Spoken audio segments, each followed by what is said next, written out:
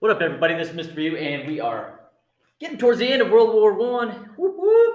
Yesterday, we found out that America joined the war, and it was for a few different reasons. Number one, there were cultural ties, right, to England and France. They liked them better than Germany and those other countries in the Central Powers. So they liked the Allies better, especially England and France, the trade partners and the cultural ties, if you will.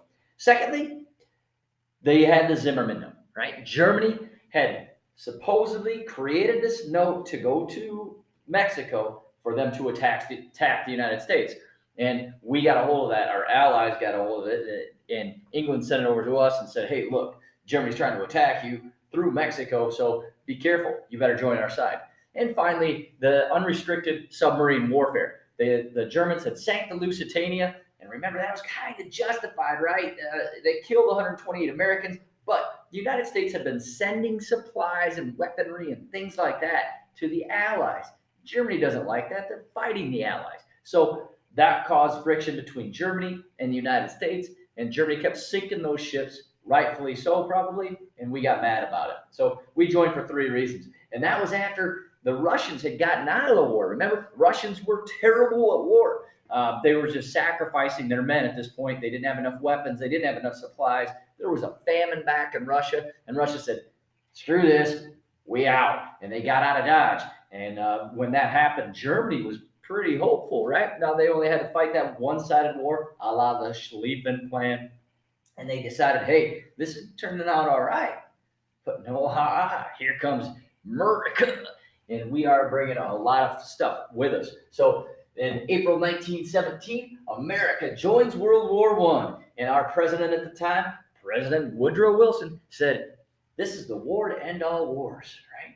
We're going to make stuff safe for everybody.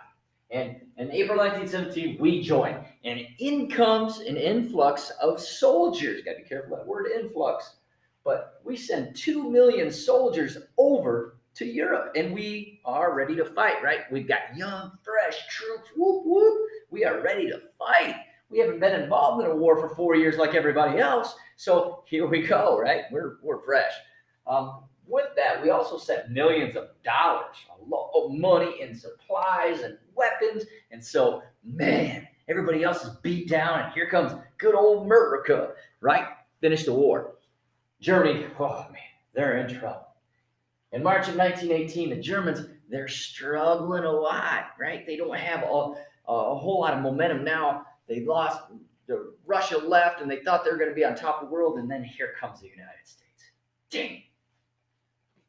They try to push forward, and they do. They get about 40 miles inward, but this exhausts their troops, and all of a sudden they're all wore out. And by the end of this thing, the Germans are sending 15-year-old boys to the front. Whew. Remember that trench warfare? Imagine being 15 and being told to go over the top and rush to that other trench. Right? 15. That's a sophomore, sometimes a freshman in high school, and you got a gun and you're about ready to die for your country. That's crazy, right? So they're sending 15-year-old dudes to the front. 80% of all 15 to 49-year-olds in Germany were involved in the war. 80%, 8 out of 10 were going off to fight. So they were all in. That's that total war stuff. But they figure out, we can't win. There's no way, right? The United States has just added all this stuff to the other side. We are screwed. So on November 11th, 1918, at 11 a.m., they call it quits. It's an armistice, a ceasefire. They quit. And there you go. The Allies win. America helped the Allies win World War I. All right? That leads to some results. The results of World War I, without getting into the treaty itself, right? We'll get into that tomorrow. But the results of World War I, right off the bat, 8.5 million soldiers are dead. A lot of those are from Germany. And then a lot of them are from Russia. Remember, Russia's at the war. They were not good, right? So they were sacrificing dudes. Germany, a lot of guys too. They were mostly men, obviously, that had died, these soldiers. So that's a big problem for some of these countries who are looking to rebuild their countries after this devastating war. 21 million were injured, and that number fluctuates, 17 to 21 million injured, that had lasting repercussions from the war, not to mention probably all that PTSD and all that kind of stuff that was happening. A lot of the land was destroyed in Europe, right? Factories were destroyed, schools were destroyed, farms, animals, churches, railroads, roads, because you went after the transportation part of it. You try to destroy a railroad so supplies couldn't get from point A to point B, or roads, or bridges, or whatever. All that stuff was destroyed in here. Their land was devastated, and that was a big, big problem, right? Because you don't just quit the war and then go back to the factory because the factory's blown up or destroyed. So a lot of that caused major, major issues. Once again, you don't have a factory, you don't have a job, you don't have income. That leads to unemployment, depression, crime, and theft, and all that other stuff. So this land being destroyed was a major, major thing. And then just when everybody's knocked down, they're getting pummeled, all this bad stuff's happening. A pandemic. Whoop! A huge pandemic. And 20 million people die worldwide. This was a flu pandemic, and it was horrible, right? 20 million people. That's a lot of people that died worldwide. And we've kind of, equated the coronavirus to this flu pandemic back right after World War I.